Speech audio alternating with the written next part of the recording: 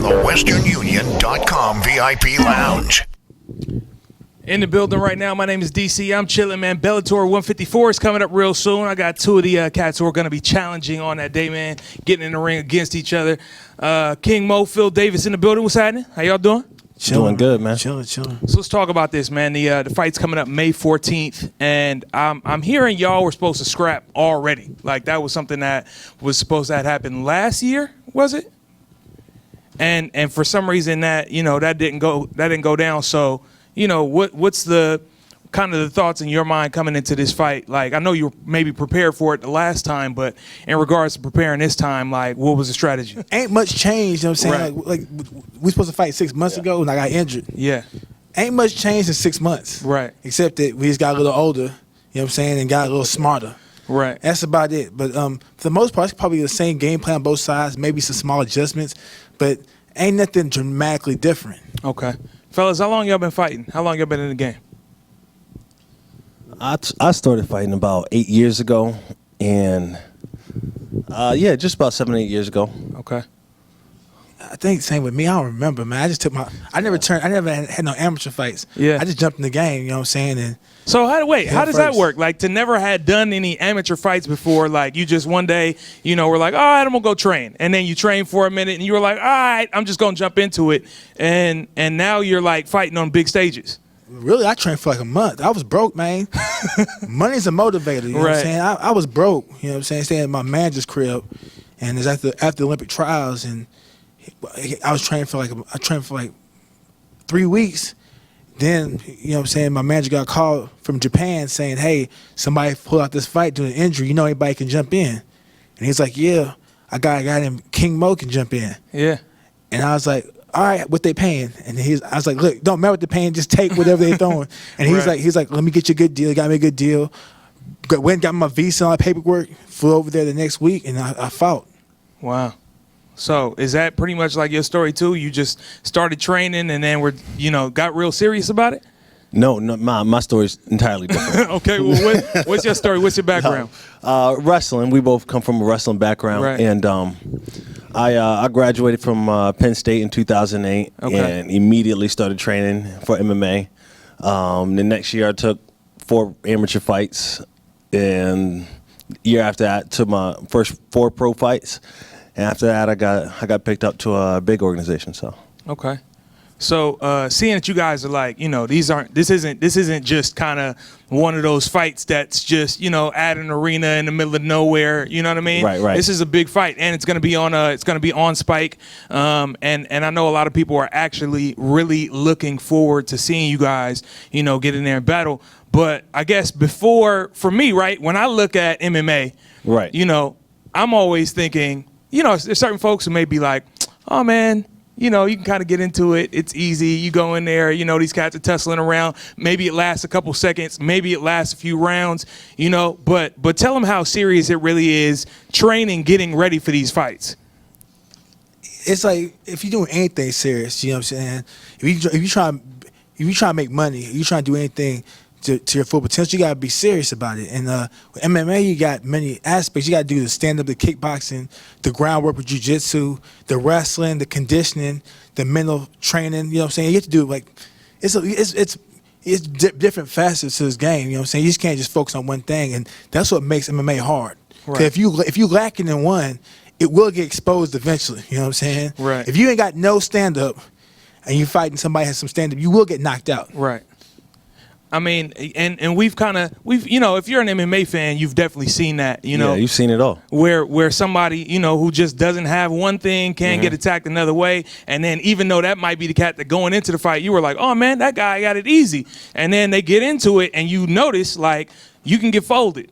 Absolutely. And it's not even as simple as, oh, okay, this guy, some guys, they can kickbox, they can box. Right. They're good on the ground, but they can't wrestle. Right. And you'll see a wrestler get a hold of them, and maybe they're not a good boxer or kickboxer, and they're not a good jiu-jitsu fighter. They just pick you up over and over, slam you on the ground. That just does something to you. Right. Next thing you know, you're scared to do it all. You're scared to do anything. Wow. You just get beat up for no reason, just because you can't stop yourself from getting slammed. Right. And things get worse when you get tired. Oh man, When you get tired, Right. things get worse because you see people look in great shape. I see cats, you know what I'm saying, look have really ripped up 8-pack, Right. and they fighting the cat with stretch marks. You know what I'm saying? It's looking saggy and sloppy. Right. And guess what? The cat that's looking saggy and sloppy 4 minutes into it, he's still looking fresh. The cat that got the 8-pack, after 2 minutes, he's getting pieced up because he's tired. Fatigue makes a difference. If you ain't training smart and you ain't training hard, you ain't gonna win your fight. So, in regards to mixed martial arts, like you guys actually mentioned, there's a whole bunch of different, aspects to it. There's Right. boxing. Maybe folks come from karate backgrounds, or they come from jiu-jitsu backgrounds, or what have you. Right? Is there one that y'all would say, like, if you're interested in doing MMA, right? If you're a cat like maybe yourself, who you just were like, you know what, I'm about to hop into it, and you got in and train, what would you start with? Wrestling, because the thing about wrestling is it's a discipline. You learn how to attack, you learn to be in position, you learn conditioning, you learn hard dedication, focus, and you're competing every weekend. Right. You know what I'm saying? You're competing a lot. So by the time I had my first fight, it wasn't nothing new to me because I had so many wrestling matches from when I first started that it was like another wrestling match to me, but Right. it's just longer. Okay. Absolutely. Wrestling, you're going to get all the discipline. You learn how to diet, learn how to lose weight, learn how to gain weight, get strong, and you'll know right away. Am I a top level athlete? You'll find out in wrestling. Right. You cannot hide. There's nobody who, my dad is so and so I won this tournament. Right. No, not in wrestling. Right. Not in wrestling. Money is not a factor when you step on the mat in wrestling, and it's one of those things. You are only a champion because you worked hard and you got there. Okay. Phil Davis, King Mo in the building. They're going to be at Bellator 154. Let's talk about this. I am really interested in some of like the particulars of like people's lives, right? And I was reading an article about this cat who's an MMA fighter, and he was talking about his diet, right? You guys mentioned discipline, and this cat is like, regardless of where he is on the road, he gets up, he goes and trains. As soon as he goes and trains, whatever, goes out and does what he needs to do in the morning. And then for lunch, he'll stop at like a Subway and just walk in and get like 9 chicken breasts and just smack that. That's like his lunch. He'll eat like 9 chicken breasts and like a sandwich because that's what he needs or whatever to be able to keep, his bulk up or to be able to keep what he's doing together in the gym. That's his discipline as far as how he eats. Like, do you guys have any of those like things that's like, this is how I get down to be able to train the way that I do? I fought a lot overseas, so fighting overseas is kind of wild because you think of all the stuff that you like to eat at Right. home in your kitchen, and then you have to travel across the world. They can't speak the same language. The grocery stores just don't have what you want. Definitely don't get the same brand that you want Right. it in. It's just apples and oranges. So you got to find something that's consistent from country to country. Everybody has that you can find anywhere on the road to have a peak performance. Right. So in that regard, I like to keep it simple. Just beans, rice, and chicken. Everybody has that. Right. Simple. All right. But as far as going in order to eat chicken breast from Subway, I'll let you speak on that. That boy's lying. Oh, well, hey, man, maybe that's just, Maybe he's not lying. Listen, you just can't eat just all that protein, expect to have some energy. You know what I'm Right. saying? He's probably a bodybuilder, you know what Yeah. I'm saying, or probably a fake MMA fighter. Because you run into a lot of cats that think it's cool to be an MMA fighter, Right. and they get in shape and they talk the talk, and maybe have one amateur fight. But for the most part, you know what I'm saying, like all that, I'm gonna be gluten free. I'm gonna eat just this. Man, come on, go on Right. with that.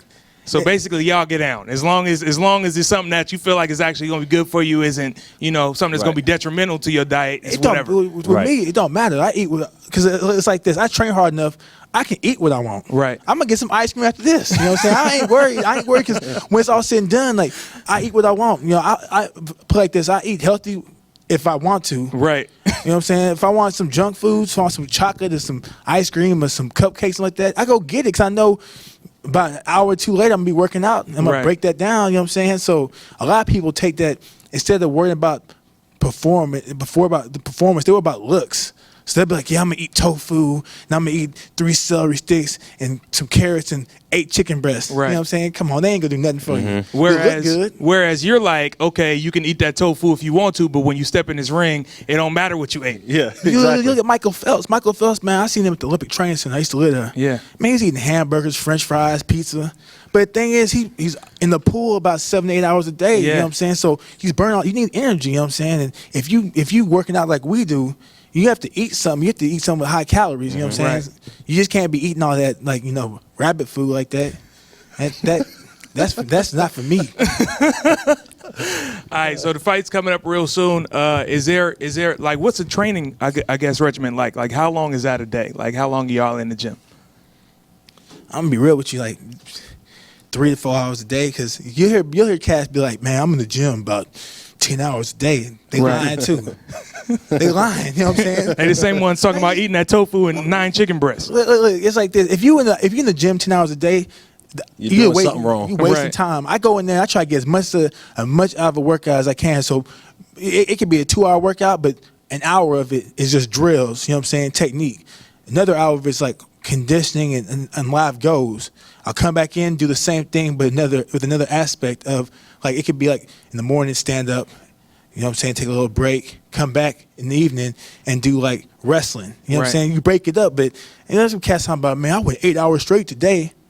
Straight out, you lying. You know what I'm saying? But that's not conducive to actually becoming a good MMA fighter. Right. So let's with MMA becoming like the more popular sport over the past couple of years. Do you feel like that has gotten a bunch of guys that are trying to jump into it now, that are like, oh yeah, I'm gonna do this, and then they're just not kind of all for it? Whereas y'all, like, it seems like y'all, did wrestling, you got a wrestling background, Right. You trained, you decided that this is something that you were gonna do, and now there just happen to be guys who are just like, oh yeah, kind of. I can't stop people from wanting to get in that cage and getting beat up.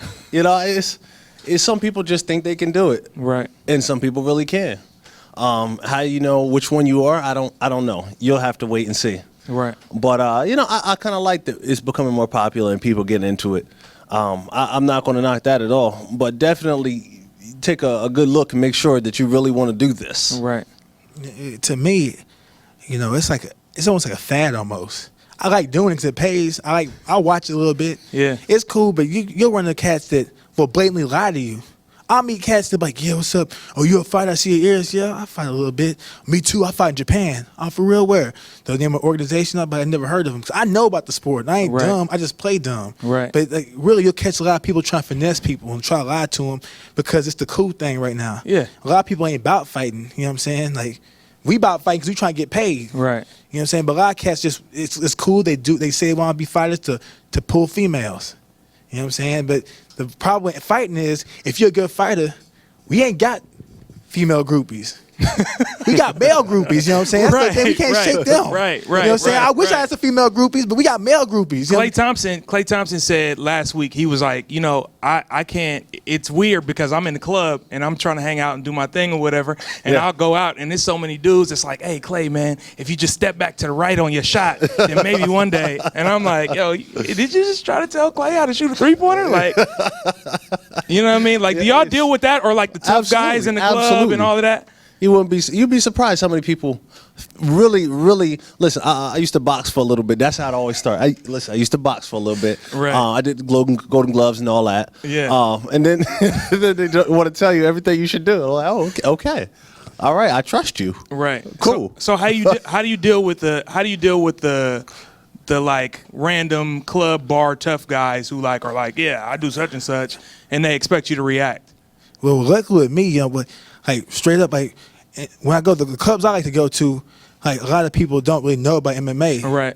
They call it UCF. They don't even know about it. You know what I'm saying? They call it the wrong. They're like, yeah, you do that UCF stuff. I'm like, they don't even know. I'm like, nah, it's MMA. I fight for Bellator. Right. Oh yeah, that's what's up, man. Y'all be wrestling and biting. And I'm like, nah, they don't know about it. You know what I'm saying? But Right. when we go to a sports bar and they all think they're experts, you know what I'm saying? Because like, truth be told, they don't market. I know this is different stuff, but they don't really market MMA to the urban population that Yeah, much. You know what yeah. I'm saying?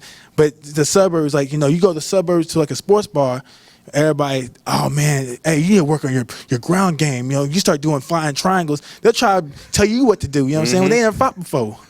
Coming up with random, just fun fact words that they heard on TV at some point. So on YouTube. Wow. Okay, that's absolutely crazy. So coming up, you guys will be fighting Phil Davis, King Mo. It's going down May 14th. Right over there at the SAP in San Jose. Bellator 154 is coming up real soon.